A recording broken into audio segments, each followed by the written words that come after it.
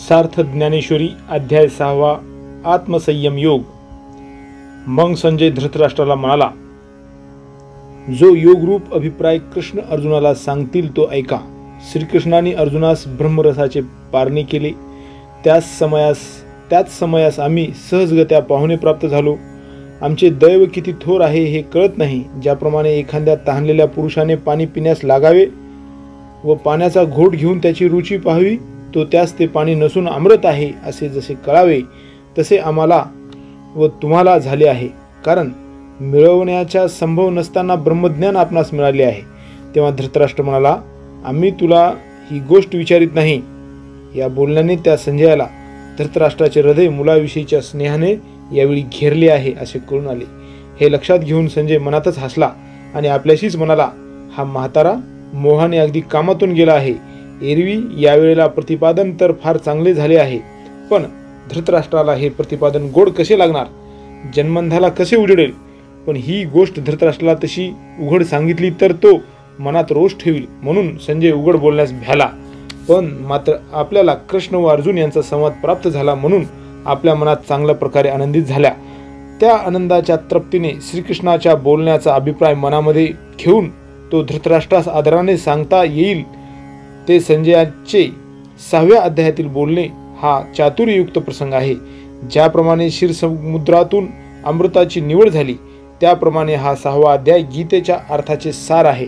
हा अध्याय विचाररूपी समुद्राच्या पलीकडचा किनारा आहे, अथवा हा अध्याय म्हणजे अष्टांग योगाच्या ऐश्वर्याचे खुले केलेले भांडार होय, जो मूळ मायाचे विश्रांती स्थान आहे, ज्यांचे वर्णन आपणास वेद समर्थ नाहीत व ज्या गीतारूपी वेलीच्या अंकुराचे स्वरूप वाढीला लागलेले आहे, असा हा 6वा अध्याय आहे।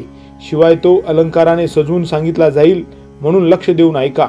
माझे हे प्रतिपादन मराठी भाषेत आहे हे खरे, परंतु लीलेनेच अमृतातालाही प्रतिज्ञापूर्वक जिंकील अशा तऱ्हेची रसयुक्त शब्दरचना मी करीन।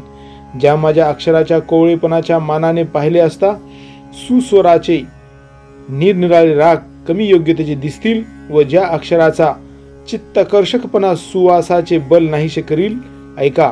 रसाळपणाच्या लोभाने कानास जिभा उत्पन्न होतील व माझ्या शब्दाच्या योगाने इंद्रियामध्ये परस्परात भांडण लागेल। सहज पाहिले तर शब्द हा केवळ कानाचा विषय आहे, परंतु जिव्हा म्हणेल की हा शब्द माझ्या रसा विषय आहे, नाकाला असे वाटेल की या शब्दाच्या योगाने मला सुवास मिळावा, तर तो शब्दच अनुक्रमे रस व सुवास होईल।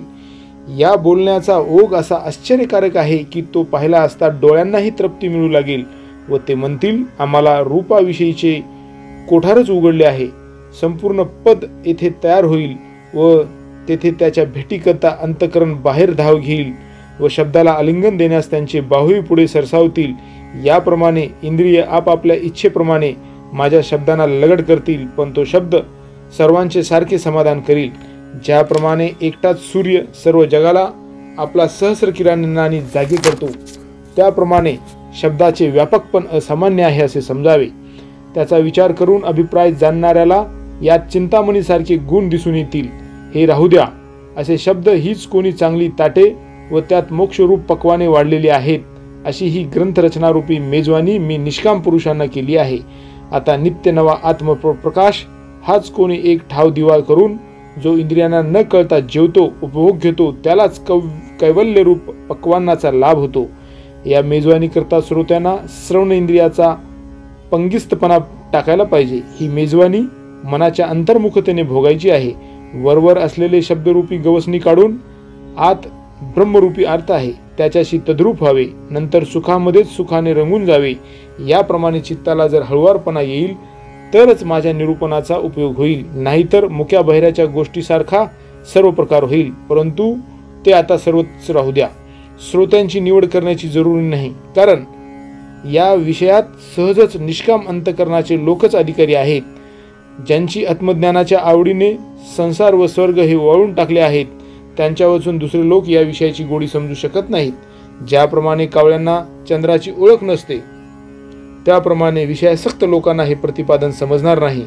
आणि शीतल किरणाचा चंद्र हा ज्याप्रमाणे चकोराचे आवडते खाद्य आहे, त्याप्रमाणे ज्ञानवानांचाच हा विषय आहे आणि अज्ञानी लोकांना तर हे अनोळखीचे ठिकाण आहे।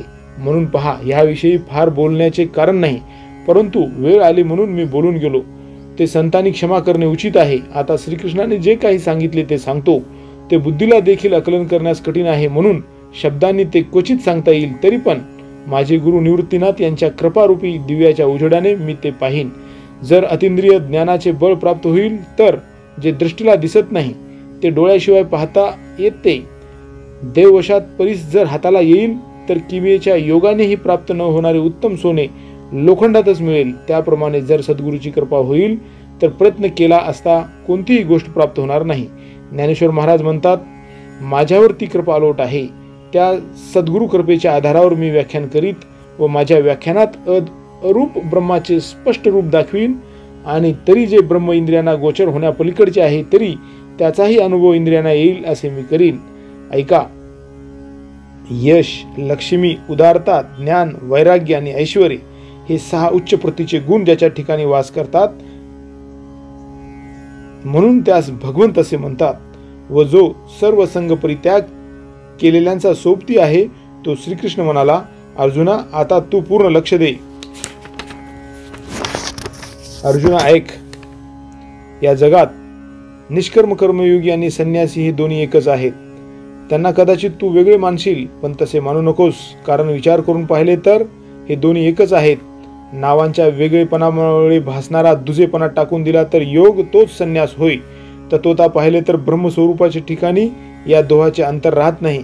ज्याप्रमाणे वेगवेगळ्या नावाने एकाच पुरुषाला हाक मारतात किंवा 2 रस्त्यांनी एकच मुक्काम गाठतात किंवा स्वभावता पाणी तितकेच एकच, परंतु ते वेगवेगळ्या घागरीतून भरले म्हणजे जसे जे वेगवेगळे दिसते, त्याप्रमाणे योग व संन्यास यांचा वेगळेपणा फक्त दिसण्यापुरता आहे. अर्जुना ऐक, जो कर्माचे आचरण करून त्याच्या फलाविषयी आसक्त होत नाही तोच या जगामध्ये सर्वांना मान्य असलेला योगी होय. ज्याप्रमाणे पृथ्वी ही अहंकारा वाचून सहजच वृक्षादिकांना जन्म देते व त्यांना येणाऱ्या फुलांची अपेक्षा करीत नाही, जसे कुलक्रमातील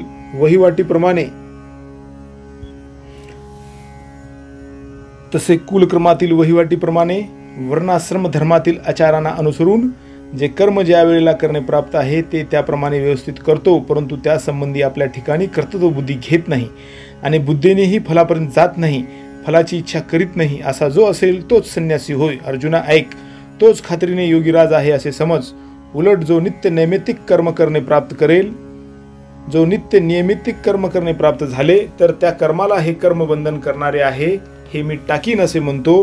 पण हे कर्म टाकले की लागलीच तो दुसरे एखादे कर्म करण्याचे आरंभतो. जसा एक लेप धुवून टाकून लागलीच दुसरा लेप लावावा, त्याप्रमाणे केवळ आग्रहाचा दास झालेला तो व्यर्थच कष्टात जातो. डोक्यावर अगोदरच स्वभावता ग्रस्ताश्रमाचे ओझे आहेच, ते टाकण्याकरता संन्यास घेतला तर त्याचबरोबर पुन्हा संन्यासाश्रमातील कर्माचे ओझे तो डोक्यावर घेतो. म्हणून अग्निसेवा न टाकता व कर्माचरणाची मर्यादा उल्लंघन न करता योगाचे सुख आपल्या ठिकाणी सहजच मिळणारे आहे. ऐक, जो संन्यासी तोच योगी आहे अशी आपली एकवाक्यता असल्याबद्दल अनेक शास्त्रांनी जी या जगाचा ध्वजा उभारून प्रसिद्ध केल्या आहे, ज्या ठिकाणी त्याग केल्याचा संकल्प अजिबात नाहीसा होतो त्याच ठिकाणी योगाचे सर्वस्व ब्रह्म प्राप्त होते असे हे ज्याला अनुभवाच्या तराजूत खरे ठरू पटले आहे तोच संन्यासी व तोच योगी होय. अर्जुना, आता योगरूपी पर्वताच्या शिखरावर ज्या कोणास जाऊन पोहोचायचे असेल त्याने या कर्ममार्गरूपी पायऱ्या चुकू नये. तो या यम नियमारूपी पायथ्यापासून निघून आसनाच्या पायवाट्याने प्राणायामाच्या कड्याने योगरूपी डोंगराच्या मध्यावर येतो. नंतर प्रत्याहार रूपी तुटलेला कडा लागतो. त्या निसरड्या कड्यावर बुद्धीचेही पाय ठरत नाहीत. त्या प्रसंगात हठयोग्यांना शेवटी आपल्या प्रतिज्ञा सोडून द्याव्या लागतात. तरी अभ्यासाच्या बळाने चढण्यास आधार नसणाऱ्या प्रत्याहार रूपी कड्यावर वैराग्यरूपी नखी घोरपडीसारखी हळूहळू चिटकेल आणि याप्रमाणे चढाव्यास आश्रय मिळेल. याप्रमाणे प्राण व अपान या वायूच्या वाहनावरून येऊन धारणेच्या प्रशस्त रस्त्याने ध्यानरूपी शिखर मागे टाकीपर्यंत तो चालतो. मग त्या धारणा मार्गाची चाल पुरी होऊन अमुक एक गोष्ट करायची आहे अशा विषयीची इच्छा बंद पाडून ज्या अवस्थेमध्ये ब्रह्म ऐक्य झाल्यामुळे साध्य व साधन यातील भेद नाहीसा होतो, ज्या ठिकाणी पुढील प्रवृत्ती बंद पडून मागील कशाचेही स्मरण होत नाही, अशा या ऐक्याच्या भूमीवर समाधी राहते. या उपायाने जो योग निष्णांत अखंड परिपूर्ण झाला त्याची चिन्हे तुला निवड करून सांगतो, ऐक. जरी ज्याच्या इंद्रियरूपी घरात विषयांचे येणे जाणे होत नाही आणि जो आत्मज्ञानरूपी विश्रांतीच्या खोलीत स्वस्थ निजलेला असतो, ज्यांच्या मनाला सुख दुःखाची स्वतः धक्के दिले असताना ते जागे होत नाही, विषय अगदी जवळ आला तरी हे काय आहे म्हणून ज्याला स्मरणही होत नाही, ज्यांची इंद्रिय कर्मे करत नाहीत परंतु ज्यांच्या अंतःकरणात फलाची इच्छा कधीही उत्पन्न झाली नाही, जो देहधारी असून वरील प्रमाणे असतो व जो जागृत पुरुषाप्रमाणे सर्व व्यवहार करीत असूनही निद्रिस्ताप्रमाणे क्रियाशून्य दिसतो, तोच उत्तम प्रतीचा योग निष्णांत आहे असे तू समज. त्यावेळी अर्जुन म्हणाला, अनंता, तुझे बोलणे ऐकून मला फार आश्चर्य वाटते. त्याला अशी ही योग्यता कोण देतो? तेव्हा कृष्ण हसून म्हणाले, तुझे बोलणे आश्चर्यकारक नव्हे काय? या अद्वैतामध्ये येथे कोणाला कोणी काय द्यायचे आहे? अविवेकरूपी अंथरुणावर प्रबळ अविद्येच्या योगाने ज्या वेळेला जीव निजतो त्यावेळेला हे जन्म मरणरूपी वाईट स्वप्न तो अनुभवतो. नंतर ज्या वेळेला अकस्मात जागृती येते त्यावेळेला ते स्वप्न वगैरे सर्वच व्यर्थ होते. अशा प्रकारचा हा आपल्या नित्य अस्तित्वाचा जो सहज प्रत्यय येतो तोही आपल्याच ठिकाणी आपल्याला येतो. म्हणून अर्जुना, मिथ्या जो देहाभिमान त्याकडे चित्त देऊन आपणच आपला घात करतो. ज्याने स्वतःला जिंकले, विचार करून हा अहंकार टाकावा आणि मग आपले स्वरूप ओळखून ब्रह्मरूप व्हावे, म्हणजे आपण आपले कल्याण केल्यासारखे सहजच होईल. नाहीतर जो शरीर हेच उत्तम ठिकाण समजून तेथे आत्मबुद्धी ठेवतो तो कोश किड्याप्रमाणे आपला आपणच शत्रू होतो. ऐन लाभाच्या वेळेला करंट्याला आंधळेपणाचे डोळे कसे होतात पहा. तो आपले असलेले डोळे आपणच झाकून घेतो. किंवा कोणी एक मनुष्य वेड लागल्यामुळे पूर्वीचा जो मी तो मी आता नाही, मी चोरला गेलो असे म्हणतो आणि आपल्या मनात असा नसताच आग्रह घेऊन बसतो. एरवी हल्ली जो आहे तो पूर्वीचाच आहे, पण काय करावे त्याच्या बुद्धीला तसे वाटत नाही. पहा, स्वप्नातील तलवारीच्या वाराने कोणी खरोखर मरतो काय? पोपटाला धरण्याकरता बांधलेल्या नळीवर पोपट बसल्यामुळे जेव्हा पोपटाच्या वजनाने ती नळी उलट बाजूला फिरते तेव्हा त्याने वास्तविक तेथून उडून जावे. परंतु ही नळी सोडली तर आपण पडू व मरू या त्याच्या मनातील शंकेचे समाधान होत नाही. मग तो व्यर्थच मान इकडे तिकडे करतो व संकोचलेल्या छातीने नळीला आवळीत ती नळी चवड्यात धरून राहतो. मग तो मनात म्हणतो की मी खरोखर बांधला गेलेलो आहे. अशा या कल्पनेच्या खोड्यात सापडतो आणि मग मोकळा असलेला आपल्या पायांचा चवडा अधिकच गुंतवतो. त्याप्रमाणे विनाकारण अडकलेल्या त्या पोपटाला दुसऱ्याने कोणी बांधले आहे काय?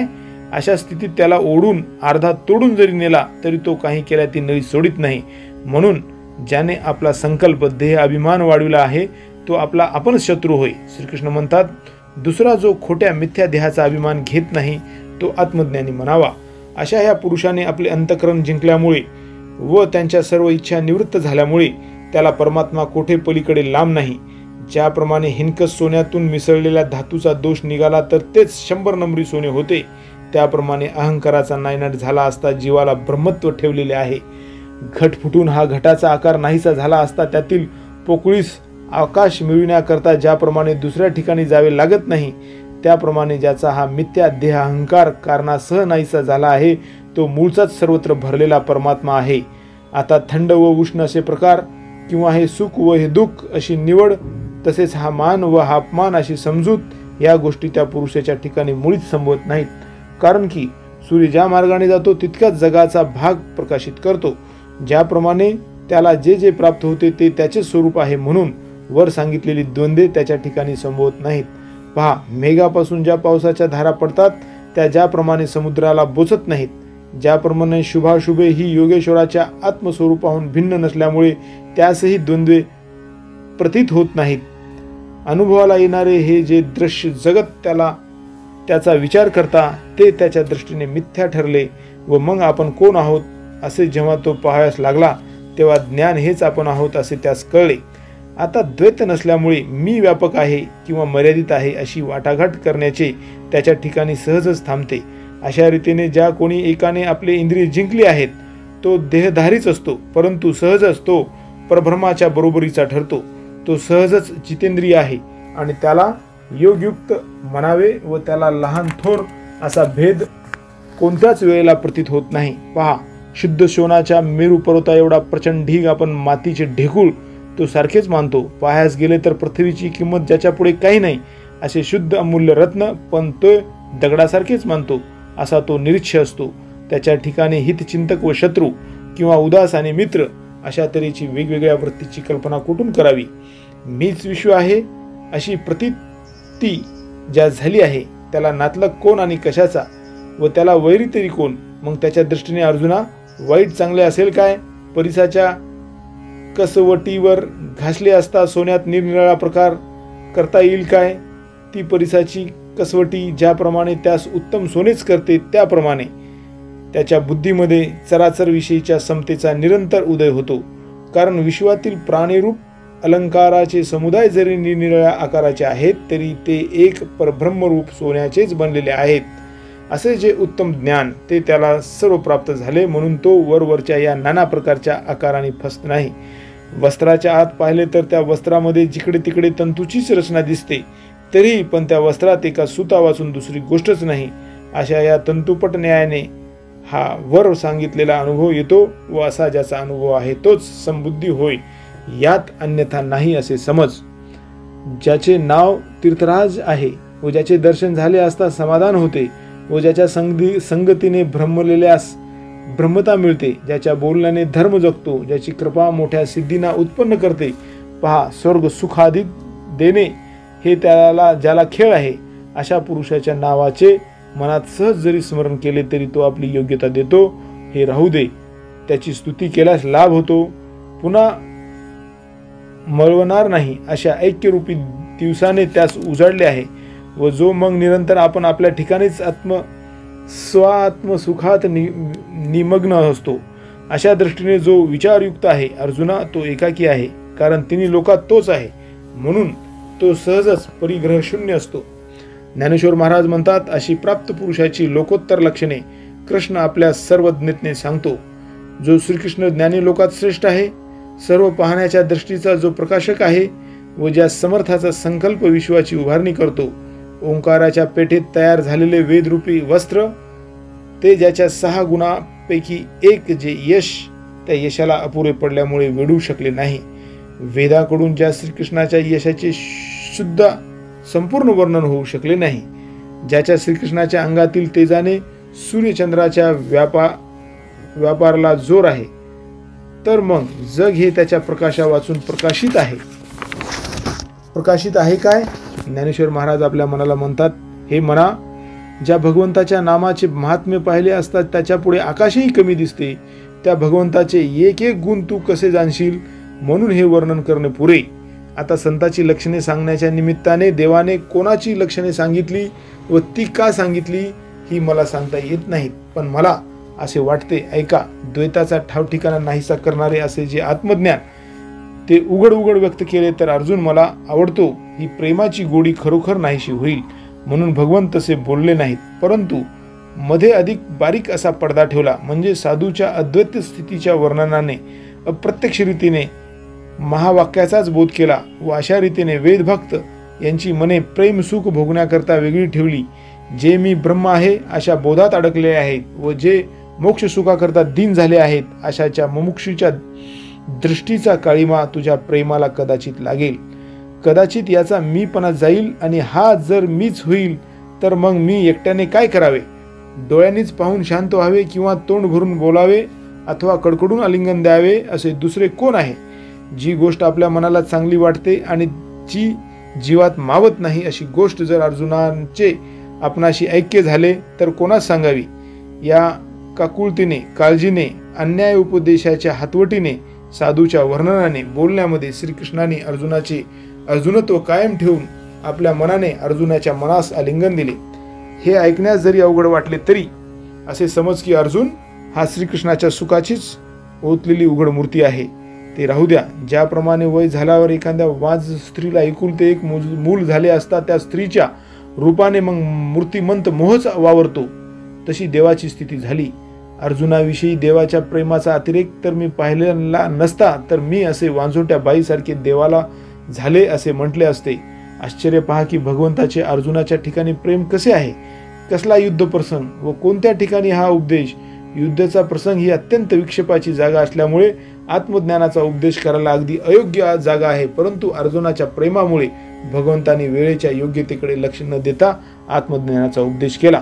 परंतु निश्चय करून श्रीकृष्ण हे अर्जुनाच्या प्रेमाची मूर्तीच अगर चित्रच नाचत आहे, प्रेम आहे आणि ते लाज उत्पन्न करते, तर ते प्रेम कसले? तसेच व्यसन आहे आणि त्याने जर क्षीण होत असेल तर ते व्यसन कसले? वेड आहे परंतु भ्रम पडित नाही, तर ते वेड कसले? म्हणून इतक्या बोलण्याचा अभिप्राय एवढाच की अर्जुन हा भगवंताच्या साख्य भक्तीचा आश्रय आहे, अथवा सुखाने श्रंगारलेल्या भगवंताच्या मनाचा तो आरसाच आहे. याप्रमाणे तो अर्जुन धन्य असून पुण्याने पावन आहे. या जगात भक्तिरूप बी पेरण्यास ते चांगले शेत आहे आणि म्हणून कृष्ण कृपेला तो पात्र झाला आहे. अथवा आत्मनिवेदन रूपी भक्तीच्या खालची जी सख्य भक्तीची भूमिका आहे त्याची अर्जुना ही मुख्य देवता आहे. शेजारीच असलेल्या श्रेष्ठ प्रभूचे वर्णन टाकून द्यावे व भक्तांच्या गुणाचे वर्णन करावे इतका अर्जुनच स्वाभाविक रीतीने देवास आवडतो. पहा, जी नवऱ्याला प्रेमाने भसते व जिला नवरा मानतो त्या पतिव्रतेचे वर्णन तिच्या नवऱ्यापेक्षा देखील जास्त करायला नको काय? त्याप्रमाणे अर्जुनाचेच विशेष वर्णन करावे असे माझ्या मनाला पसंत पडते. कारण त्रिभुवनातील सर्व भाग्य एका अर्जुनाच्याच ठिकाणी राहिले आहे. ज्याच्या प्रेमाच्या अधीन होऊन निराकार परमात्मा सगुण रूप घेतो व तो देव पूर्ण आहे, परंतु त्याला देखील ज्याचा वेध लागतो तेव्हा श्रोते म्हणतात, काय भाग्य आमचे, काय बोलण्याचा रंग आहे, याच्या बोलण्याची शोभा नाद ब्रह्मास जिंकून आली की काय न जाणे. म्हणजे याच्या बोलण्याच्या शोभेपुढे नाद ब्रह्म फिके पडले. अहो, देशी भाषा रूपी आकाशात अलंकार रूपी रंगाचे निरनिराळे प्रकार स्पष्ट येत आहेत. अशी मराठी भाषा बोलता येते हे आश्चर्य नव्हे काय? ज्ञानरूपी चांदणे कसे स्वच्छ व टपोर पडले आहे पहा. त्या व्याख्यानातील निरनिराळे अभिप्राय हाच त्या चांदण्याचा गारवा आहे आणि श्लोकाचा अर्थ हीच कोणी चंद्र विकासी कमळे सहज विकसित होत आहेत.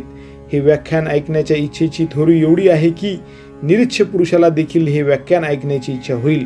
असा श्रोत्याच्या मनात व्याख्यानाविषयी प्रकाश पडल्यामुळे ते डोलू लागले.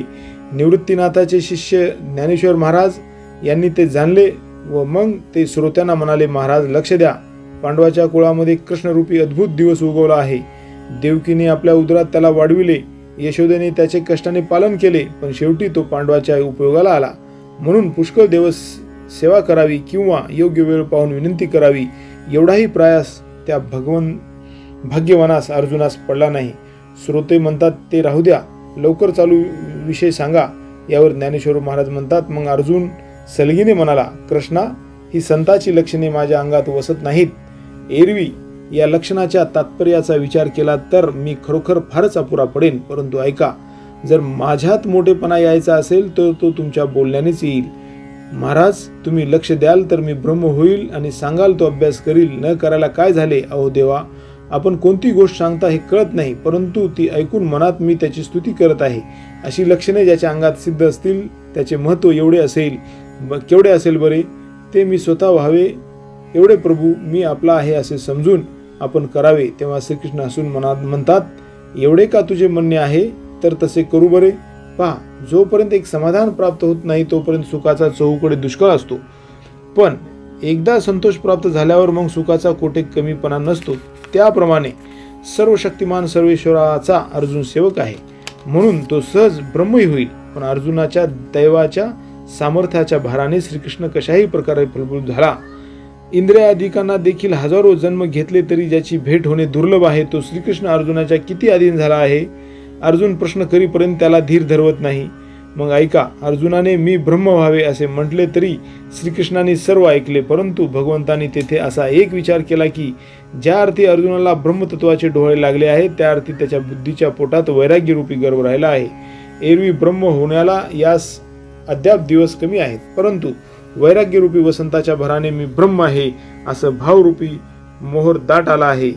म्हणून ब्रह्मप्राप्ती ही फळ येण्यास आता यास फार वेळ लागणार नाही. हा वैराग्य संपन्न झाला आहे अशी देवतांची पूर्ण खात्री झाली.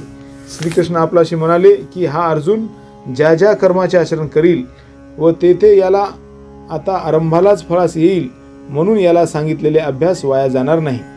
ज्ञानेश्वर महाराज म्हणतात, श्रीकृष्णाने असा दूरवर विचार करून त्यावेळेला म्हटले, अर्जुना, हा सर्वोत्कृष्ट मार्ग ऐक.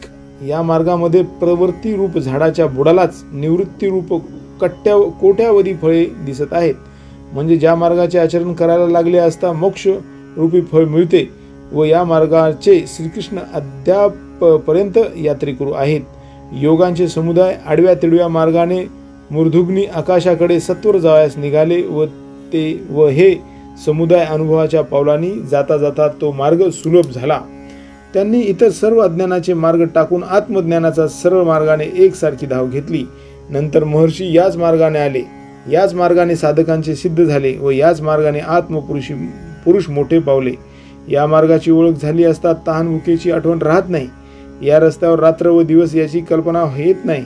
या मार्गाने जात असता तेथे पाऊल पडेल तेथे मोक्षाची खाणच उघडते आणि या मोक्षाचे आचरण करणारा जरी भलत्या आडमार्गाला लागला तरी त्यास स्वर्ग सुख मिळते. अर्जुना, या मार्गात पूर्व दिशेच्या दिशेने निघून पश्चिम दिशेच्या घरात यावे असे आहे. मनाचा स्थिरपणा हेच या मार्गाचे चलणे आहे. या मार्गाने ज्या मुक्कामास पोहोचायचे तो गावच आपण होतो हे कशाला सांगायला पाहिजे. तुला हे सहजच कळून येईल. तेव्हा अर्जुन म्हणाला, कृष्णा, तर मग हे तुम्ही केव्हा करणार? मी उत्कंठारूप समुद्रात बुडत असताना त्यातून तुम्ही मला काढू नये काय? तेव्हा कृष्ण म्हणाले, असे हे उतावळपणाचे भाषण कशा करता? आम्ही आपण होऊन सांगत आहोत, आणखीन त्यात तू तरी विचारतोस? तर आत्ताच त्याचे सविस्तर प्रतिपादन केले जाईल, परंतु याप्रमाणे अनुष्ठान करून अनुभव घेतला तरच त्याला उपयोग होईल. याकरता या अभ्यासाला योग्य असे एक ठिकाण पाहणे जरुरी आहे. ज्या ठिकाणी सहज बसले असता असे समाधान प्राप्त होईल की तेथून उठावे असे वाटणार नाही व जे पाहिल्याबरोबर वैराग्याचा जोर दुप्पट येतो, जेथे संतांनी वास्तव्य केले आहे आणि ज्या ठिकाणी समाधानाला साह्य मिळून मनाला धैर्याचा उल्हास येतो, जेथे अभ्यासच आपण आपल्याला साधकाकडून करून घेतो व अनुभव आपण घेऊन साधकाच्या अंतःकरणात माळा घालतो, त्याप्रमाणे जेथे रम्यपणाचे महात्म्य निरंतर आहे. अर्जुना, त्या स्थानावरून सहजगीता गेले असता नास्तिकाला देखील तपश्चर्या करावी अशी मनापासून आस्था वाटते. सहज वाटेने येत असला तरी कोणी अकस्मात त्या ठिकाणी आला व जो कोणी विषयासक्त असला तरी तो परत फिरण्याचे विसरतो. याप्रमाणे जे स्थान न राहणाऱ्याला राहायस लावते, भटकणाऱ्याला एक ठिकाणी बसवते आणि वैराग्याला थापटी मारून जागी करते, ते स्थान पहिल्याबरोबर एखाद्या विलासी पुरुषाला सुद्धा असे वाटते की या स्थानावरून राज्य वळवून टाकावे व येथेच स्वस्तपणे राहावे. जे स्थान इतके सुंदर तसेच अतिशय विचित्र असून जेथे डोळ्याला ब्रह्म स्पष्ट दिसते, आणखीन एक ह्या स्थानाचे लक्षण पाहावे, ते हे की ज्या स्थानी साधकांची वस्ती केलेली असावी, जे स्थान लोकांच्या येण्या जाण्याचे वहिवाटीचे नसावे, ते अमृताच्या सारखी मुळा सगट गोड असलेले व नेहमी फळणारी अशी दाट फळे आहेत. ज्या ठिकाणी पावलोपावली पाणी आहे पण ते पावसाळ्यातही निर्मळ असते व जेथे विशेष करून पाण्याचे झरे सहज आढळतात, हे ऊन देखील येथे सम्य भासते, जेथे वारा अतिशय शांत असून त्याचा मंद झुळका येत असतो, जे स्थान बहुतेक निशब्द असावे व ज्या ठिकाणी श्वापदाची गर्दी असू नये व ज्या ठिकाणी रागू व भ्रमर हे नसावेत, ज्या ठिकाणी पाण्याच्या जवळ असणारे हंस, 2-4 चक्रवाक, कधी एखाद्या वेळेला कोकिळाही असला तरी चालेल, नेहमी जरी नाही तरी येऊन जाऊन असणारे काही मोरही असले तरी त्यास आमची ना नाही. परंतु अर्जुना, असले स्थान जरूर शोधून ठेवावे. त्या ठिकाणी सहज दृष्टीस न पडणारा एखादा मठ अथवा शंकराचे देऊळ असावे. या दोहोतील जे मनाला पसंत पडेल असे एक स्थान असावे.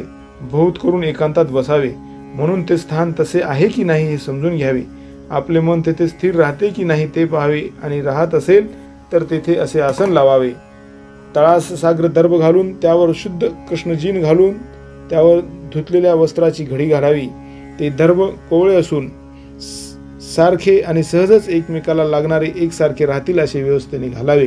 परंतु ते आसन कदाचित उंच होईल तर शरीर डोलेल आणि सकल होईल तर जमिनीचा गारवा वगैरे दोष त्याला प्राप्त होतील.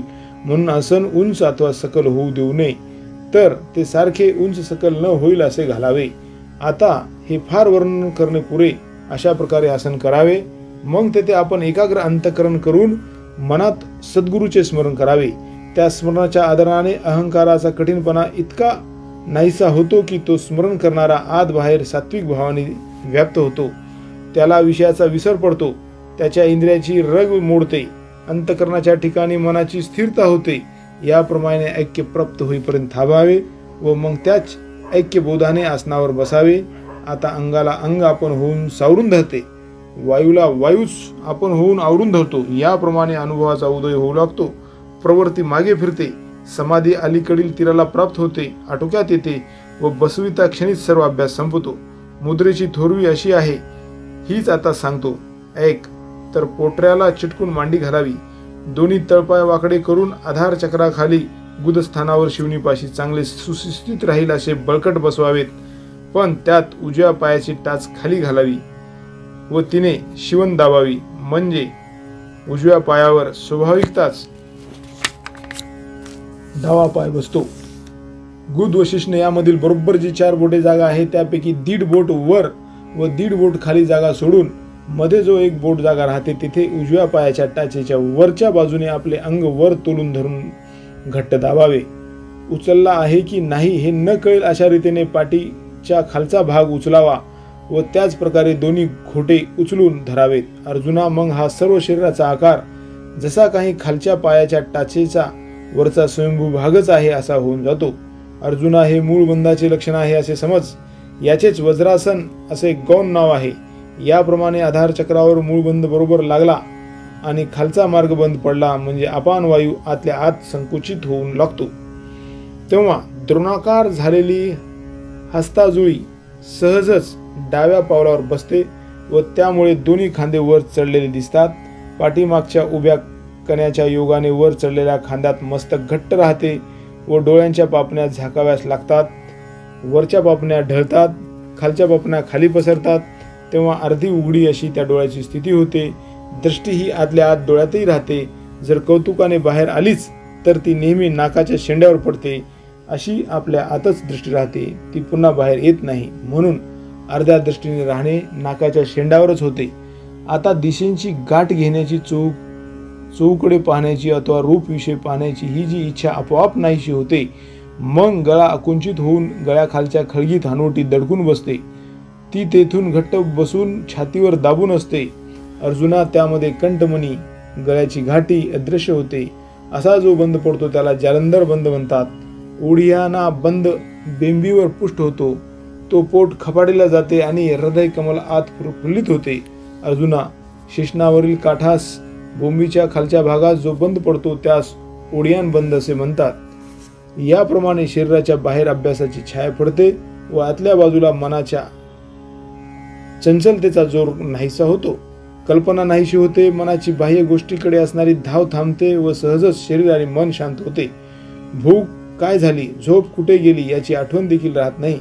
जो अपानवायू मूळ बंधाने कोंडलेला असतो तो ऊर्ध्वगतीने माघारी फिरून सहजच वर अवघडल्यामुळे फुगोटा धरतो.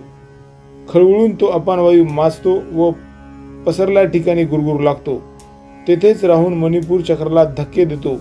मग तो अपानवायूची पळकावलेली वावटूळ सर्व शरीराच्या आत शोध घेऊन लहानपणाची पोटातील कुचकी घाण बाहेर काढतो.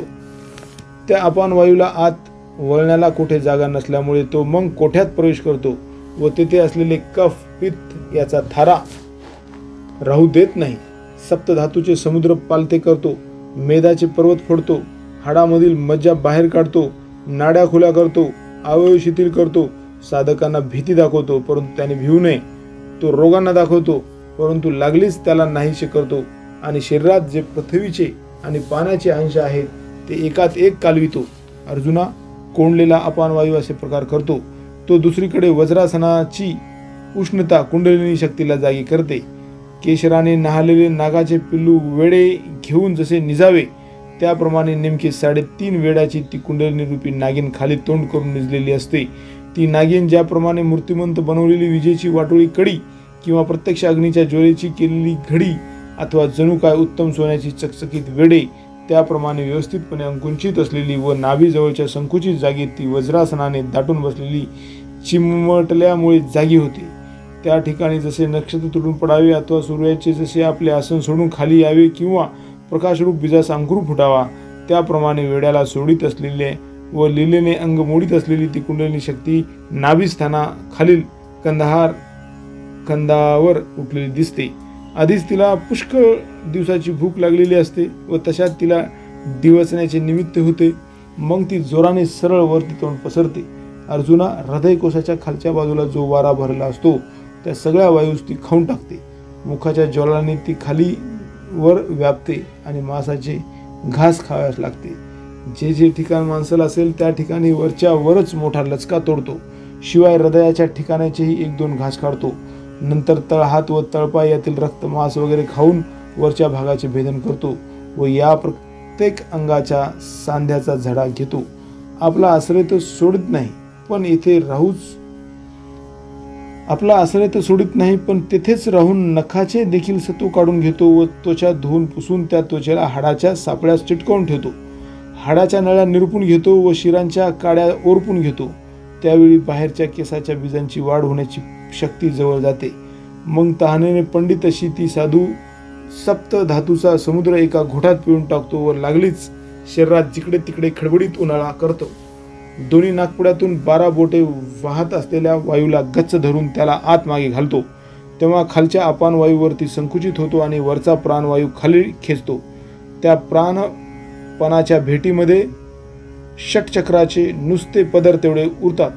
एरवी तरी प्राण व अपान या दोहोंचा तेव्हाच मिलाप झाला असता, परंतु कुंडलिनी तेथे क्षणभर शोभलेली असते. म्हणून ती त्याला म्हणते, तुम्ही येथे कोण? चालते व्हा.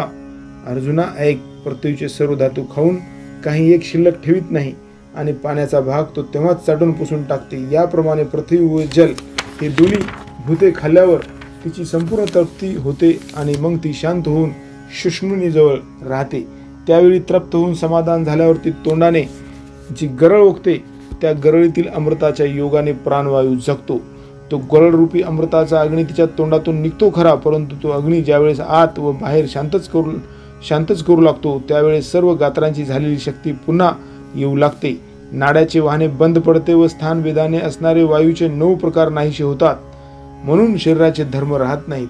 इडा व पिंगळा या दोन्ही नाड्या एक होतात आणि तिन्ही गाठी सुटून 6 चक्राचेही पदर फुटतात. अनुमानिक कल्पनेने ठरवलेले डाव्या व उजव्या नाकपुडीतून वाहणारे चंद्र सूर्य रूपी वायू नाकापुढे कापूस धरून पाहिले तरी दिसत नाहीत. बुद्धीचा आकार चैतन्यात नाहीसा होतो. नाकामध्ये राहिलेले गंध घेण्याची जी शक्ती ती कुंडलिनी बरोबर सुषुम्ना नाडीत शिरते तेव्हा वरच्या बाजूस हळूहळू चंद्रामृताचे तळे कलते होऊन ते चंद्रामृत कुंडलिनीच्या मुखात पडते. त्या नळीने कुंडलीने रस भरतो. तो सर्वांगामध्ये संचार करतो व प्राणवायू जेथल्या तेथे मुरतो. तापलेल्या मुशीतील मेण निघून जाऊन ती मूस जशी नुसत्या ओतलेल्या रसानेच भरून जाते त्याप्रमाणे शरीराच्या आकाराने जणू काय त्वचेचा पदर पांघरलेला मूर्तिमंत तेजच प्रकट झालेला असतो. सूर्यावर ढगाचे आवरण झाले असता त्याचे तेज झाकलेले असते, पण ते ढगाचे आवरण निघून गेल्यावर मग त्याचे तेज आवरून धरता येत नाही. त्याप्रमाणे वरवर असणारा कातड्याचा कोरडा पापुद्रा कोंड्यासारखा झडून जातो. मग जणू काय मूर्तिमंत स्फटिकच अथवा रत्नरूप बीजास निघालेले अंकुरच की काय अशी अवयाच्या कांतीची शोभा दिसते. अथवा संध्याकाळच्या आकाशगंगेचे रंग काढून बनवलेली मूर्ती किंवा प्रत्यक्ष आत्म्याचे शुद्ध लिंगच. केशराचे पूर्ण भरलेले किंवा अमृताचे ओतलेले अथवा ते पाहताना मला असे वाटते की ती मूर्तिमंत शांतीच आहे. ते योग्याचे शरीर आनंदरूपी चित्राचा रंग अथवा ब्रह्मसुखाची प्रत्यक्ष मूर्तीच किंवा संतोष रूप झाडाचे जसे काही बळावलेले रोपच आहे. तो योगी सोनचाफ्याची मोठी कळी अथवा अमृताचा पुतळा किंवा नाजूकपणाचा भरास असलेला मळाच किंवा शरद ऋतूच्या ओलाव्याने टवटवीत झालेले चंद्रबिंब अथवा आसनावर बसलेली मूर्ती तेजस की काय. ज्यावेळी कुंडलिनी चंद्रामृत पिते त्यावेळी शरीर असे होते. म्हणून त्या देहाच्या आकाराला पाहून यम भीतो, म्हातारपणा मागे फिरतो, तारुण्याचा वियोग होतो आणि गेलेली बाल्यावस्था येते. वय तर त्याचे एवढेसे, तथापि जेवढे कृत्य बलवान पुरुष करू शकतो तेवढे हा करतो आणि त्याच्या धैर्याच्या थोरीला तर उपमा नाही. सोन्याच्या झाडाला फालवी फुटून जशी रत्नाची नित्य नवी कळी यावी तशी चांगली नवी नखे येतात. दातही नवे येतात, पण ते फार लहान असतात व ते असे दिसतात की जणू काय दुतर्फा हिऱ्यांची रांगच बसवली आहे. ज्याप्रमाणे माणिकाचे अणू एवढा लेखन असावेत त्याप्रमाणे सहजच सर्व अंगावर रोमांचाची टोके वर येतात. तळहात व तळपाय हे तांबड्या कळमळाप्रमाणे असतात व डोळे किती स्वच्छ होतात ते काय सांगू. परिपूर्ण दशेला येऊन गच्च भरल्यामुळे मोती शिंपीच्या गर्भात मावत नाहीत. म्हणून जसा शिंपेच्या 2 शकलांचा सांधा उकलतो त्याप्रमाणे दृष्टी पापण्याच्या पात्यात न मावता त्या पात्यांना व्यापून बाहेर निघण्यास पाहते. दृष्टी पूर्वीचीच असते, परंतु ती आकाश व्यापणारी होते. अर्जुना ऐक, त्याचा देह सोन्यासारख्या कांतीचा होतो, परंतु त्याला वायूसारखा हलकेपणा येतो, कारण की त्याच्यात पृथ्वीचे व पाण्याचे अंश नसतात. मग तो समुद्राच्या पलीकडचे पाहतो, स्वर्गातील विचार ऐकतो, मुंगीच्या मनातील भाव ओळखतो, वायुरूप घोड्यावर बसतो, पाण्यावर चालला तरी पाण्यात पाऊल शिरत नाही. अशा अनेक सिद्धी त्यास प्रसंगानुसार प्राप्त होतात. अर्जुना ऐक, प्राणवायूचा हात धरून आकाशाची पायरी करून सुषुम्ना रूप जिन्याने जी हृदयात आली, जी कुंडलिनी जगाची आई आहे, ब्रह्मरूपी सार्वभौमाची शोभा आहे, व जिने विश्वाच्या बीजाच्या कोंबाला सावली केली आहे, आश्रय दिला आहे, जी निराकार परमात्म्याचे चिन्ह दाखवणारी पिंडी, जी प्रब्रह्मरूपी शिवाची संबळी व जी प्राणाची उघड उघड जन्मभूमी आहे, हे असो ती कुंडलिनी हृदयात अनाहत चक्रात येते, तेव्हा ती अनाहताच्या शब्दाने बोलते. कुंडलिनीला चिटकून राहिलेले जे बुद्धीचे ज्ञान तिच्याबरोबर आले होते, त्या ज्ञानाने तो अनाहत शब्द किंचित ऐकला. घोषाच्या परा वाणीच्या कुंडात नाद मध्यमारूपी चित्रांनी रुपडी ओंकाराच्या आकारासारखी रेखटलेली असतात. याची कल्पना करता येईल तर समजून घेता येईल, पण आता कल्पना करणारे मन कुठून आणावे, तर त्या ठिकाणी काय वाचते ते कळत नाही. अर्जुना, पण ते तसे नव्हे. विसरून सांगण्याचेच राहिले तर काय म्हणशील, तर जोपर्यंत वायूचा नाश झाला नाही तोपर्यंत हृदयकाशात शब्द असतो, म्हणून तो अनाहत शब्द घुमतो असे समज. मग त्या अनाहत रूप मेघाने आकाश दुमदुमायला लागते, तेव्हा ब्रह्मस्थानाचे द्वार आपोआप उघडते. अर्जुना ऐक, कमळाच्या गर्भाच्या आकाराप्रमाणे जे मृदुनी आकाश आहे ते दुसरे महाआकाशच आहे. त्या मृदुन्य आकाशाच्या ठिकाणी चैतन्य अर्धे भोजन करून अतृप्त असते. त्या चैतन्याला हृदयकाशाच्या माझघरात असणारी कुंडलिनी देवी ही आपल्या तेजाची शिदोरी अर्पण करते. ती कशी, तर द्वैत ज्याला पाहणार नाही असा बुद्धीच्या भाजीसह हातात घेतलेला चांगला नैवेद्य अर्पण केला. याप्रमाणे आपले तेज अर्पण केल्यावर ती कुंडलिनी केवळ प्राणवायू रूप होते. तेव्हा ती कशी भासते म्हणून म्हणाल, तर जशी एखादी नवऱ्या वाऱ्याची पुतळी असावी व तिने पतंबर नेसलेला असावा व मग तिने वस्त्र सोडून ठेवावे, अथवा वाऱ्याची झुळूक लागून दिव्याची ज्योत नाहीशी व्हावी, किंवा आकाशात वीज चमकून अदृश्य व्हावी, अथवा हृदय कमळापर्यंत जणू काय सोन्याची सरी अथवा प्रकाश रूप जलाचा झरा जसा काही वाहत आला आहे तशी ती दिसते. मग तो आकाशाचा झरा जसा हृदयाच्या पोकळ भूमीत एकदम जिरावा त्याप्रमाणे शक्तीचे रूप शक्तीमध्येच मावळते. तेव्हा जरी शक्तीच म्हणतात, पण वास्तविक तो प्राणवायूच आहे असे समज. आता ज्यास नाद, बिंदू, कला, ज्योती असे चारही धर्म नसतात, मनाचा निग्रह करणे किंवा प्राणवायूचा विरोध करणे किंवा ध्यान करावेसे वाटणे हे प्रकार येथे राहत नाहीत. ही कल्पना घे, ती कल्पना टाक, हे प्रकार तेथे नाहीत. कारण ही स्थिती पंचमहाभूताची पक्की आटणी नाश आहे असे समज. पिंडाने पिंडाचा ग्रास करणे, पंचमहाभूताने पंचमहाभूताचा लय करायचा, हे आदिनाथ जे शंकर यांच्या अंतरंग खुणेचे मर्म आहे. परंतु हे मर्म श्री विष्णू श्रीकृष्ण दाखवून गेले. त्या संकेत रूपी सनकांच्या गुढीपणाची बंधने सोडून यथार्थाची घडी साफ करून श्रोते हे या मालाचे योग्य गिराईक आहेत असे समज. त्यांच्या पुढे घडी उलगडून मी हे सनंग ठेवले आहे, घडी उलगडून हे सनंग ठेवले आहे असे ज्ञानेश्वर महाराज म्हणतात. अर्जुना ऐक, कुंडलिनीचे तेज जेव्हा लय पावते तेव्हा देहाचा आकार नाहीसा होतो, देह वायू बनतो. तो याप्रमाणे सूक्ष्म झाल्यामुळे मग त्या योग्याला लोकांच्या डोळ्यातच लपता येते. वास्तविक तो देह पूर्वीप्रमाणेच अवयव असतो, परंतु आता तो देह जसा वायूचाच बनलेला असावा असा होतो. अथवा केळीतील पोकळीतील सोपटे काढून टाकून ती पोकळी जशी उभी करावी किंवा आकाशालाच अवयव उत्पन्न व्हावेत तसा तो दिसतो. असे ज्या वेळेस शरीर होते तेव्हा त्यास खेचर, गगनविहारी म्हणतात. देहधारी लोकात असे रूप होणे म्हणजे मोठा चमत्कार आहे. पहा, साधक निघून गेल्यावर मागे ही पावलांची ओळ राहते. तेथे ठिकठिकाणी आदी सिद्धी उत्पन्न होतात. म्हणजे साधकांची जी जी भूमिका सिद्ध होईल त्या त्या ठिकाणी अनिमादिक सिद्धी त्यास प्राप्त होत जातात. पण आपल्याला त्या सिद्धीशी काय काम आहे? अर्जुना ऐक, देहाच्या देहातच तिन्ही भूताचा असा लोप होतो. पृथ्वीला पाणी नाहीसे करते, पाण्याला तेज नाहीसे करते, तेजाला वायू हृदयामध्ये नाहीसा करतो, नंतर प्राणवायू एकटा उरतो, पण तो शरीराच्या आकाराने असतो. मग तोही काही वेळाने निघून मूर्धनी आकाशात मिसळतो. त्यावेळी कुंडलिनी ही भाषा जाते व तिला मारुत असे नाव येते. मग जोपर्यंत तो शिवाशी एक होत नाही तोपर्यंत तिची शक्ती पण असतेच. मग ही प्राणवायू रूप शक्ती जालंधर बंधाचे उल्लंघन करून टाळ्यावरती 9 इंद्रियाचे ऐक्य होण्याचे जे काकीमुख म्हणून स्थान आहे त्याचा भेद करून मग मूर्धन्यकाश रूपी पहाडावर जाऊन राहते. ती ओंकाराच्या पाठीवर तात्काळ पाय ठेवून पश्यंती वाणीची पायरी मागे टाकते. पुढे समुद्रात जशा नद्या मिसळलेल्या दिसतात त्याप्रमाणे अर्धमात्रापर्यंत ओंकाराच्या मात्रा मूर्धन्य आकाशात मिळतात.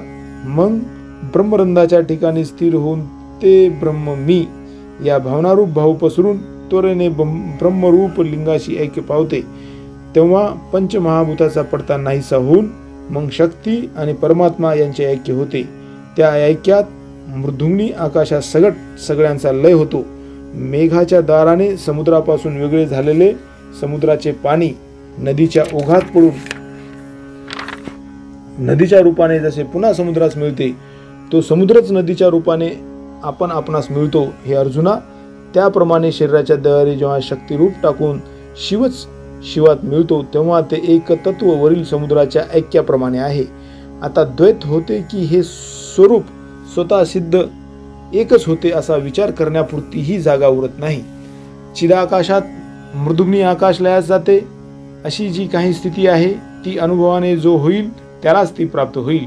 म्हणून त्या स्थितीचे वर्णन शब्दांनी सांगताच येत नाही, आणि शब्दांनी सांगता येईल तेव्हा ती गोष्ट संवादाच्या गावात स्थापित करता येईल. अर्थात शब्दांनीच सांगता येत नाही तर तिच्याविषयी संवादही होणे शक्य नाही. अर्जुना, सहज विचार करून पाहिले तर हा अभिप्राय सांगण्याचा गर्व जी वैखरी धरते ती वाचा या ब्रह्मस्थितीपासून फार दूर राहिली. भोईच्या मागच्या बाजूला आज्ञाचक्रात मकाराचे स्वरूप राहत नाही. इतकेच नव्हे तर एकट्या प्राणवायूला गगनास येण्यास संकट पडते. नंतर तो प्राणवायू तेथेच मृदुग्नी आकाशात मिळाला तेव्हा शब्दाचा दिवस मावळला. मग त्यानंतर आकाशाचाही लय झाला. आता परब्रह्मरूपी डोहात जेथे आकाशाचाच थांग लागत नाही तेथे या शब्दरूपी नाव ढकलण्याच्या वेळूचा लाग लागेल काय? या कारणास्तव ती ब्रह्मस्थिती अक्षरात सापडेल. शब्दाने सांगता येईल अथवा कानाने ऐकता येईल अशी खरोखर नाही.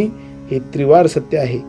जेव्हा कधीतरी दैवयोगाने ते अनुभवाला प्राप्त होईल तेव्हा ते आपणच होऊन राहावे असे ते आहे. अर्जुना, तद्रूप झाले म्हणजे त्यापुढे आता जाणणे काही उरत नाही, म्हणून आता ते राहू दे. हेच व्यर्थ किती वेळ बोलावे. याप्रमाणे शब्द मात्र जेथून माघारी परततो तेथे संकल्पनाहीसा होतो. विचाराचा वाराही तेथे प्रवेश करू शकत नाही. जे परमात्म तत्व मनरहित अवस्थेचे सौंदर्य आहे व चौथा ज्ञानरूप अवस्थेचे तारुण्य आहे, आणि जे नित्यसिद्ध व अमर्याद आहे तो आकाराचा शेवट आहे. जे मोक्षाचे निश्चयाचे ठिकाण आहे, ज्या ठिकाणी आरंभ आणि शेवट ही नाहीशी झाली आहेत, जे त्रिलोक्याचे कारण आहे, जे अष्टांग योग रूप वृक्षाचे फळ आहे व जे आनंदाचे केवळ जीवन कला आहे, जे पंचमहाभूताचे बीज आहे, जे सूर्याचे तेज आहे, त्याप्रमाणे अर्जुना जे माझे खास स्वरूप आहे. नास्तिकांनी भक्ताचे समुदाय पराभव केलेले पाहून ज्यांची निर्गुण स्वरूपाची शोभा व्यक्ततेला आली तीच ही आकाराला आलेली चतुर्भुज मूर्ती होय. ज्या पुरुषांचे निश्चय प्राप्तीपर्यंत टिकतात ते पुरुष असे शब्दातील उत्कृष्ट सुख आपणच बनतात. आम्ही जे हे अष्टांग योग रूपी साधन सांगितले त्या साधनाची मूर्तीच आपले शरीर ज्यांनी केली ते योग अभ्यासाने शुद्ध झाल्यावर आमच्या बरोबर आले. देहाकृतीच्या मुशीत प्रब्रह्मास रस ओतून तयार केलेली जणू काय मूर्तीच हे शरीराने दिसतात. जर हा अनुभव अंतःकरणात प्रकाशेल तर हे सर्व जग मावळेल. तेव्हा अर्जुन म्हणाला, ठीक आहे, हे खरे आहे महाराज, कारण की आता देव आपण जो हा उपाय सांगितला तो ब्रह्मप्राप्तीचे ठिकाण आहे, म्हणून त्या उपायाने ब्रह्मप्राप्ती होते. आता याच दृढ निश्चयाने जे अभ्यास करतात ते खात्रीने ब्रह्मत्वास प्राप्त करतात. हे आपल्या सांगण्याच्या रीतीवरूनच मला समजले.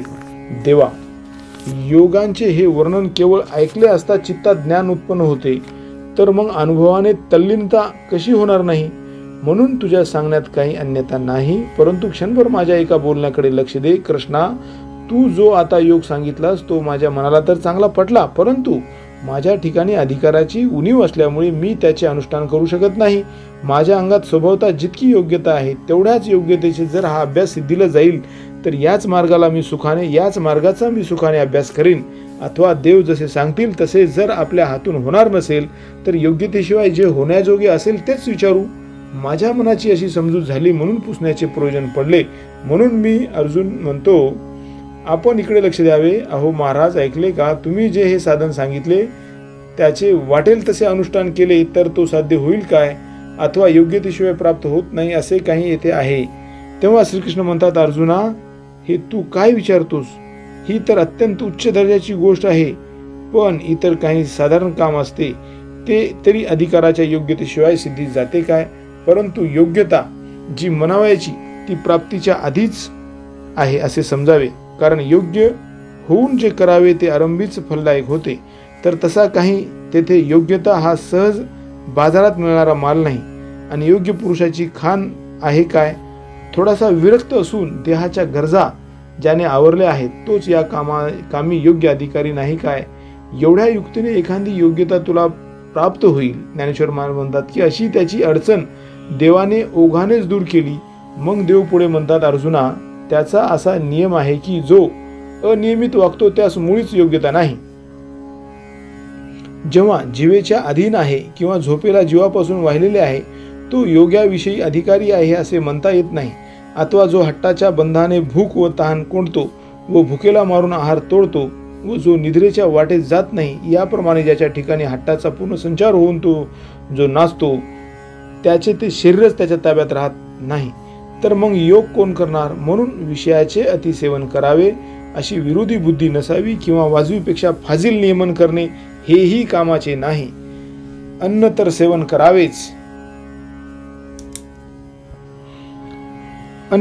करावे, परंतु नियमाच्या मापाने मोजलेले असावे. त्याप्रमाणे इतर सर्व क्रिया कराव्यात. मोजके शब्द बोलावेत, नियमित पावलांनी चालावे व योग्य वेळी झोपेलाही मान द्यावा. जगावायचे जरी झाले तरी तेही परिमितच असावे. एवढ्याने अनायासे कफ, वात आदी सर्व धातूची समानता राहील. अशा नियमितपणाने इंद्रियांना विषय दिले असता मनच संतोषाला वाढविते.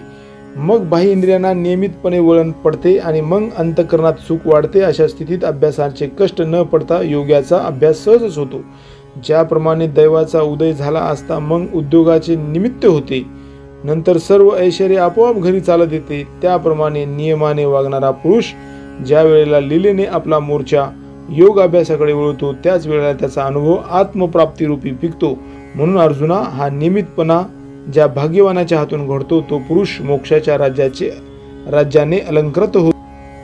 नियम आणि योग ज्यावेळी एकत्र होतात व असा दोघांचा प्रयोगरूप चांगला संगम जेथे होतो त्या ठिकाणी ज्याचे मन क्षेत्रसन्यास करून स्थिर होते त्याला तू योगयुक्त मन. त्या पुरुषाच्या मनाच्या स्थितीला सर्व निर्वात स्त्रीच्या दिव्याची उपमा योग्य होईल. हेही तू प्रसंगानुसार समज. आता तुझ्या मनातील अभिप्राय ओळखून तुला मी काही थोडे सांगतो ते तू चांगले चित्त देऊन ऐक. तू प्राप्तीची इच्छा बाळगतोस परंतु अभ्यास करण्याविषयी तत्पर असत नाहीस. तर सांग बाबा, तू कठीणपणाला भीतोस काय? तरी अर्जुना, यात कष्ट आहेत असा तुझ्या मनाचा ग्रह कदाचित होऊन बसेल तर तो तसा होऊ देऊ नकोस. ही दुष्ट इंद्रिये याचा उगाच बाऊ करतात. पहा बरे, आयुष्याला स्थिर करणारे व संपत असलेल्या जीविताला मागे असणारे जे औषध ज्याला जीवा शत्रू समजत नाही काय, त्याप्रमाणे आपल्या हितास जे जे चांगले ते या इंद्रियांना सदोदित दुःखकारक वाटते. एरवी योगासारखे सोपे काही नाही. म्हणून आसनाच्या बळकटीपणापासून आरंभ करून जो आम्ही तुला चांगला योग अभ्यास सांगितला त्या योगाने या इंद्रियांचा विरोध झाला तर होईल. एरवी तरी या योगामुळे ज्यावेळी इंद्रियाचा निग्रह होतो त्यावेळेला चित्त आपल्या चैतन्याच्या भेटीला निघते. ते ज्या वेळेला विषयाला सोडून परत अंतर्मुख होते आणि आपल्या आत्मस्वरूपाला पाहते आणि पाहिल्याबरोबर त्यास स्वस्वरूपाची ओळख पडते व ते तत्व मी आहे अशा समजुतीवर ते येते. त्या ओळखी बरोबरच ते सुखाच्या साम्राज्यावर बसते आणि तेथे आत्म्याशी समरस झाल्याने चित्ताचा चित्तपणा नाहीसा होतो. व ज्याहून दुसरे काही नाही व ज्याला इंद्रिय केव्हा जाणत नाहीत असे जे चैतन्य ते मन आपण स्वतः आपल्या ठिकाणी होऊन राहते. मग मेरूपेक्षा मोठ्या दुःखाच्या डोंगराने त्याचा देह जरी दडपला तरी पण त्या भाराने त्याचे चित्त दडपत नाही. अथवा शस्त्राने त्याचा देह तोडला किंवा देह अग्नीमध्ये पाडला तरी चित्त निरतिशय सुखात लीन झाल्यामुळे परत वृत्तीवर येत नाही. याप्रमाणे चित्त आपल्या ठिकाणी येऊन राहिल्यावर मग देह तादात्म्य घेत नाही व अलौकिक सुखच बनल्यामुळे ते चित्त देहाला विसरते. ज्या सुखाची चटक लागल्याने संसाराच्या तोंडात गुंतलेले जे मन ते विषय वासनेची आठवणही ठेवत नाही. जे सुख योगाचे सौभाग्य आहे, संतोषाचे राज्य आहे आणि ज्याच्या करता ज्ञान समजून घ्यायचे असते ते सुख योगाचा अभ्यास करून मृत्युमंत पाहिले पाहिजे आणि पाहिल्यावर मग तो पाहणारा आपणच स्वतः सुखरूप होऊन जातो. पण बाबा अर्जुना, एका प्रकाराने तो योग सोपा आहे. तो कसा म्हणशील तर संकल्पाला पुत्र शोक दाखवावा. संकल्पाचा पुत्र जो काम विषय वासना तो नाहीसा करावा. हा संकल्प जर विषय वासना मेल्या असे ऐकेल व इंद्रिय नेमलेल्या स्थितीत आहेत असे पाहिल तर उर फुटून प्राणास मुकेल. असे हे वैराग्याने केले तर संकल्पाची येरझार संपते व बुद्धी धैर्याच्या महाराज सुखाने वास करते. बुद्धी जर धैर्याला आश्रयस्थान झाली तर ती मनाला अनुभवाच्या वाटेने हळूहळू आत्मानुभवात कायमचे स्थिर करते. याही एका तऱ्हेने ब्रह्मप्राप्ती होते याचा विचार कर. आणि जर तुला साध्य होत नसेल तर आणखीन एक सोपी युक्ती आहे, ती ऐक. आता तू जो निश्चय करशील त्याच्या आज्ञेच्या बाहेर जो नियम कधी जाणणार नाही अशा प्रकारचा एकच नियम जीवाभावापासून तू आपलासा कर.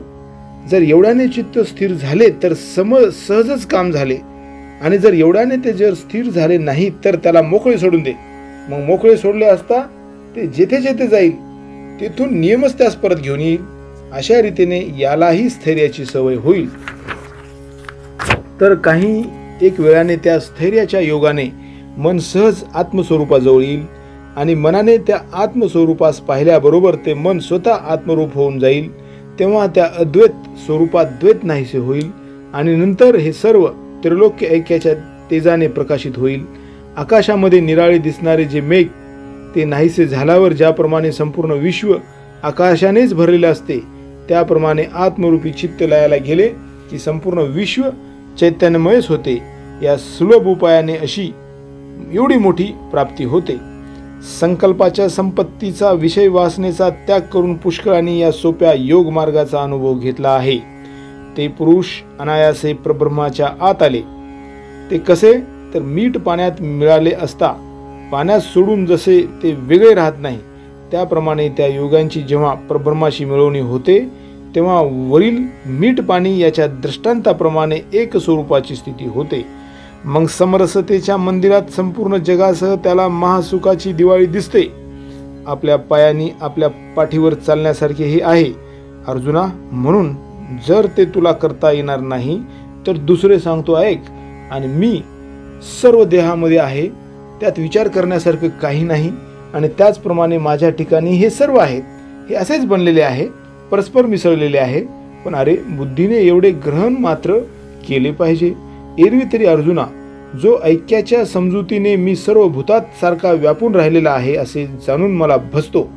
प्राण्याच्या भेदाने ज्याच्या अंतःकरणात द्वैत उत्पन्न होत नाही आणि जो सर्व ठिकाणी माझे केवळ एकत्व जाणतो अर्जुना, मग तो माझ्यापेशी एकच आहे असे बोलणे व्यर्थ आहे. कारण असे जरी बोलले नाही तरी तो मी आहे.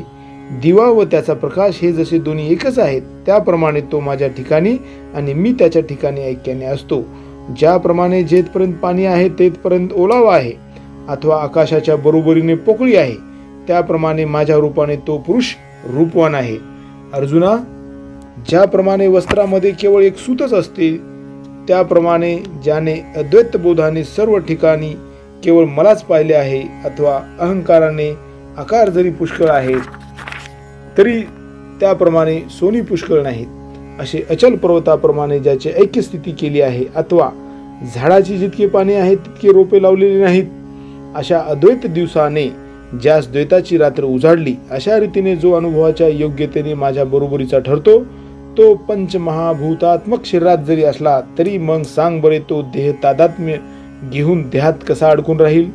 माझे सर्व व्यापकपण त्याच्या अनुभवाने कवटाळले आहे, म्हणून त्याला व्यापक असे जरी म्हटले तरी तो सहजच व्यापक आहे. आता तो देहधारी जरी असला तरी तो देहाचे तादात्म्य घेत नाही, अशी ही त्याची स्थिती शब्दांनी सांगण्यात जोगी करता येईल काय? म्हणून त्याचे विशेष वर्णन करणे राहू दे. जो तत्ववेता सर्व चराचर आपणासारखेच निरंतर पाहतो, सुख दुःख आदी कर्मे अथवा पुण्य पाप आदी कर्मे अशी ही द्वंद्वे जो मनाने जाणत नाही, हे सम विषम भाव, बरे वाईट आणखी ही सर्व प्रकारच्या वस्तू ह्या जसे काही आपले अवयव आहेत असे तो समजतो, हे वेगवेगळे काय सांगावे? ज्याला सर्वत्र लोकेच आपण आहोत असे ज्ञान सहजच प्राप्त झालेले आहे, त्यालाही एक देह आहे आणि लोकात त्याला सुखी दुखीही म्हणतात. हे खरे आहे, परंतु आमचा अनुभव असा आहे की तो परब्रह्म आहे. म्हणून आपल्या ठिकाणी जगत पाहावे आणि आपणच जगत राहावे, अशा या साम्याचीच ही अर्जुना तू उपासना कर, तू समदृष्टी ठेव, असे आम्ही एवढ्याच करता तुला पुष्कळ प्रसंगी म्हणत आलो, कारण साम्यापलीकडे या जगात दुसरा लाभ नाही. यावर अर्जुन म्हणतात, देवा, तुम्ही आमच्या विषयाच्या कळकळीने खरोखर सांगत आहात, परंतु महाराज, या मनाच्या स्वभावामुळे आमचा टिकाव लागत नाही हो. हे मन कसे व केवढे आहे याचा पत्ता लावू असे म्हटले तर सापडत नाही. एरवी या मनाला वावरण्याला हे सर्व त्रैलोक्य अपुरे पडते. म्हणून हे असे कसे होईल की माकडाला समाधी लागेल किंवा सोसायटीचा वारा थांब म्हणल्याबरोबर थांबेल काय? हे मन बुद्धीला छळते, ते तिने केलेला निश्चय सिद्धीस जाऊ देत नाही आणि सात्विक धैर्याच्या हातावर हात मारून पळून जाते. ते सारासार बुद्धीला भ्रमात पाडते, संतोषाला आशा उत्पन्न करते. आपण एका ठिकाणी राहिले तर आपल्याला 10 दिशांना फिरवते. ज्याला आवरू गेले असता ते जास्तच उसळते, ज्याला निरुत्साही होतो, असे हे मन आपला स्वभाव टाकील काय? म्हणून हे मन एक निश्चल राहील आणि मग आपल्याला साम्य अवस्था प्राप्त होईल. हे एवढ्या करता फार करून घडणार नाही. तेव्हा कृष्ण म्हणाले, तू म्हणत आहेस ते खरोखर तसेच आहे. या मनाचा स्वभाव खरोखर चंचलच आहे, परंतु वैराग्याच्या जोरावर मन जर अभ्यासाकडे वळवले तर काही एका वेळाने ते स्थिर होईल. कारण की या मनाची एक गोष्ट चांगली आहे, ती ही की ते त्याला एकदा गोडी लागली, अनुभवलेल्या गोडीच्या ठिकाणी सोकावते. म्हणून त्याला कौतुकाने आत्म अनुभव सुखच वारंवार दाखविले जावे. एरवी ज्याच्या ठिकाणी वैराग्य नाही, जे केव्हाच अभ्यासाकडे वळत नाहीत, त्यांना मन आवरत नाही. ही गोष्ट आम्हालाही कबूल नाही काय? परंतु यम नियमाच्या वाटेने गेले नाही, वैराग्याची कधी सुद्धा आठवण केली नाही व केवळ विषयरूपी पाण्यामध्ये बुडी मारून राहिले. आपल्या मनाला जन्मल्यापासून कधीही युक्तीचा चिमटा जर लावला नाही तर ते स्थिर कसे काय होईल सांग बरे? म्हणून मनाचा निग्रह होईल असा जो उपाय आहे तो करण्याला प्रारंभ कर. मग निग्रह कसा होत नाही ते पाहू. तर योग साधन जेवढे आहे ते सर्वच खोटे आहे काय? परंतु आपल्या हातून अभ्यास होत नाही असे मन. अंगामध्ये योगाचे जर सामर्थ्य असेल तर त्यापुढे मनाची चंचलता ही किती आहे? हे महत्त्वादी सर्व आपल्या अधीन होणार नाही काय? त्या प्रसंगी अर्जुन म्हणाला, फार चांगले. देवा म्हणतात त्यात चूक नाही. योगाच्या सामर्थ्यावर मनाच्या सामर्थ्याची खरोखर तुलना होणार नाही. परंतु तोच योग कसा आहे व त्याचे ज्ञान कसे करून घ्यावे याची इतकी दिवस आम्हाला वार्ताही नव्हती. म्हणून महाराज, आम्ही म्हणत होतो की मन अनावर आहे. कृष्ण, या साऱ्या जन्मात तुझ्या प्रसादाच्या योगाने आता सांप्रत आम्हाला ही योगाची ओळख झाली.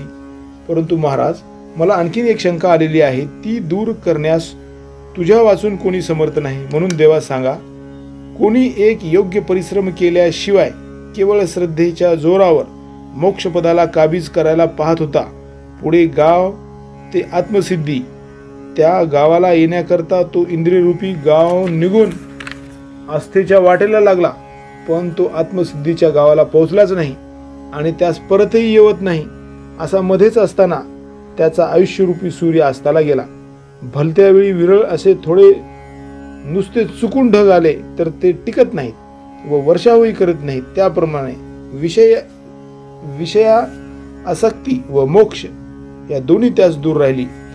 अशी ही आत्मसिद्धीची प्राप्ती तर दूरच राहिली आणि दुसरे आपणास आत्मप्राप्ती होणार नाही अशी आशाही त्या श्रद्धा असल्यामुळे सोडता येत नाही. याप्रमाणे जो पुरुष उशिरामुळे फसला व जो आत्मप्राप्तीविषयी पूर्ण श्रद्धा असताना मरण पावला त्याला अहो महाराज कोणती गती प्राप्त होते ते सांगा. तेव्हा कृष्ण म्हणाले, अर्जुना, ज्याला मोक्ष सुखाची उत्कट इच्छा आहे त्याला मोक्षशिवाय दुसरी गती आहे काय? पण एवढेच एक होते की मध्ये विसावा घ्यावा लागतो, पण तो विसावा घेणे ही सुखकर असते, जे इंद्रियादी देवांनाही प्राप्त होत नाही. वास्तविक अभ्यासाच्या जलद पावलाने जर तो चालला तर मरण काळापूर्वीच ब्रह्मसिद्धीस येऊन मिळतो. पण तितक्या वेगाने अभ्यास न झाल्यामुळे विसावा घेणे भाग पडते, पण नंतर मोक्ष त्याच्याकरता ठेवलेलाच आहे. ऐका कसा चमत्कार होतो तो. 100 यज्ञ करणाऱ्यास कष्टाने जी स्थिती प्राप्त होते ती त्या मोक्षाची इच्छा करणाऱ्यास श्रमा वाचून मिळते. मग त्या ठिकाणचे जे दिव्य व फलदायी भोग तो यथास्थितीस भोगतही असताना त्याच्या मनास कंटाळा येतो. देवा हे विघ्न मध्येच का आले असा स्वर्गातील भोग भोगीत असताना तो यासारखा पश्चाताप करीत असतो. नंतर तो मनुष्य लोकात जन्मतो, पण सर्व धर्माचे वस्तीस्थान व वैभवरूप लक्ष्मीचे जे कुलरूपी शेत त्यामध्ये तो भातगोट्याच्या रूपाप्रमाणे वाढतो.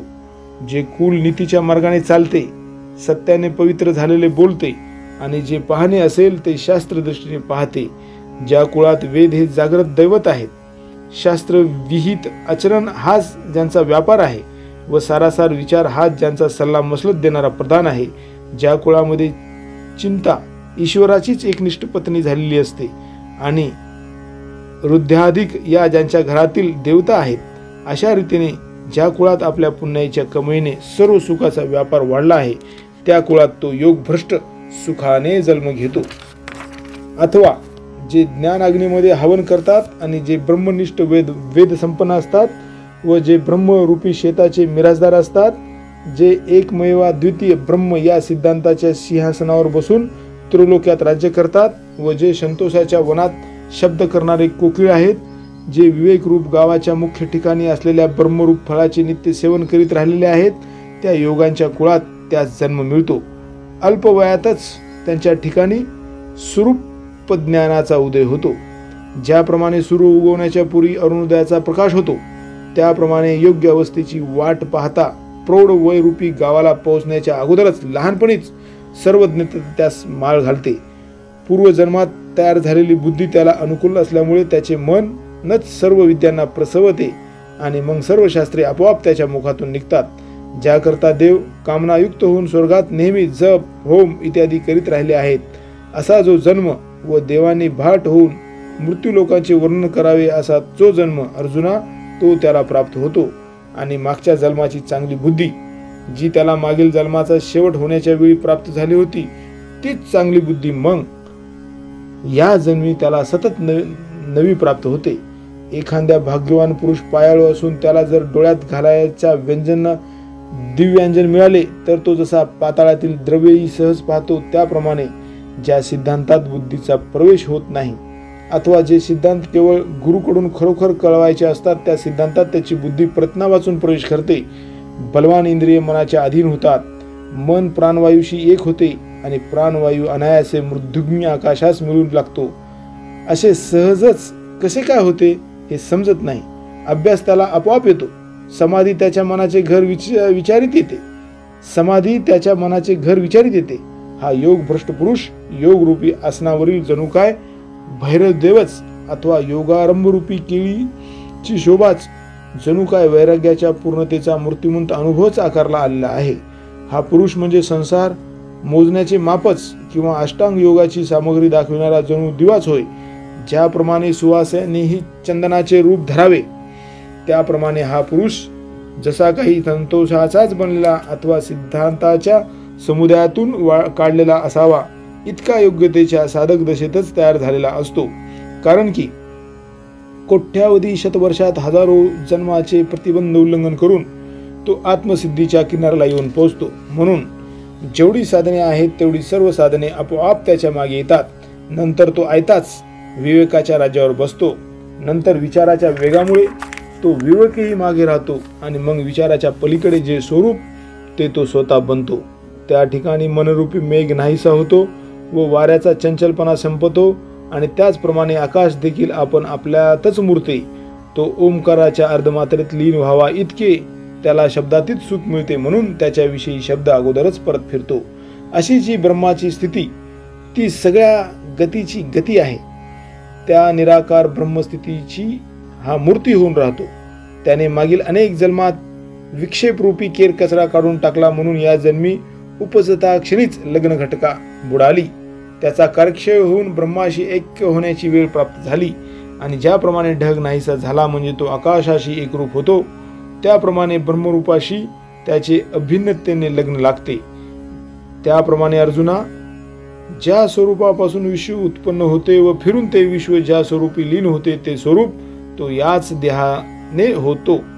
ज्या वस्तूच्या प्राप्तीच्या आशेने धैर्यरूपी बाहूचा विश्वास धरून कर्मनिष्ठ लोक षटकर्माच्या प्रवाहामध्ये उडी टाकतात, अथवा ज्या एका वस्तू करता ज्ञानी लोक ज्ञानाचे चिलखत अंगावर घालून समरंगणामध्ये संसाराशी लढतात, अथवा तपी लोक ज्या स्वरूप प्राप्तीच्या इच्छेने तपरूपी तुटलेल्या निराधार व निसरड्या कड्यावर चालण्याचा प्रयत्न करतात.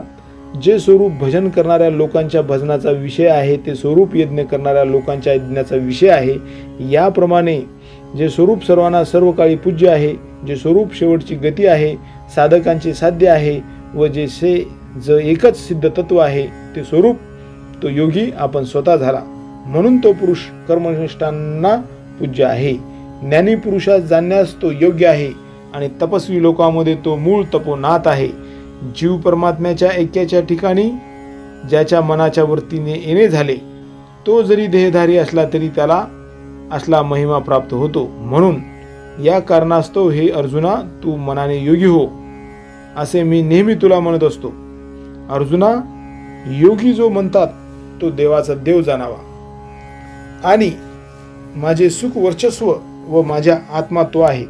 ज्या पुरुषाला भजन करणारा भजन व भज्य अशी भक्ती साधनाची जी त्रिपुटी ती सर्व अनुभवाने सदोदित मद्रूप होते. मग अर्जुना, त्याच्या आमच्या प्रेमाचे स्वरूप शब्दाने सांगता येईल असा तो खरोखर नाही.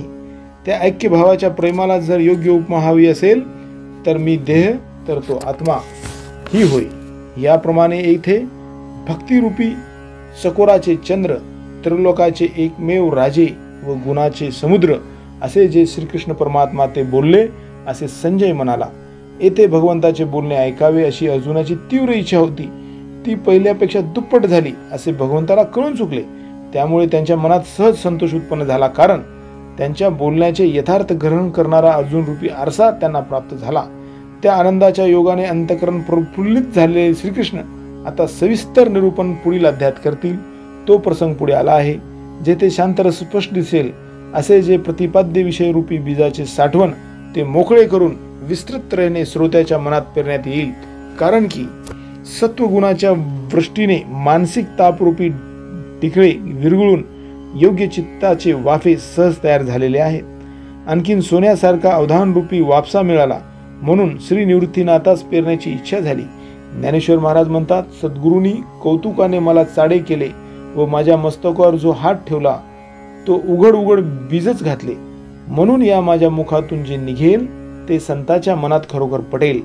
श्रोते म्हणतात, हे रूपक राहू दे, श्रीकृष्ण परमात्मा जे काही सांगेल तू सांग. असे म्हटल्यावर ज्ञानेश्वर महाराज म्हणतात, मी काय सांगतो, पण ते मनाच्या कानाने ऐकले पाहिजे. माझे शब्द बुद्धीच्या डोळ्यांनी पाहिले पाहिजेत. हे माझे शब्द चित्त देऊन त्याच्या बदल्यात घेतले पाहिजेत.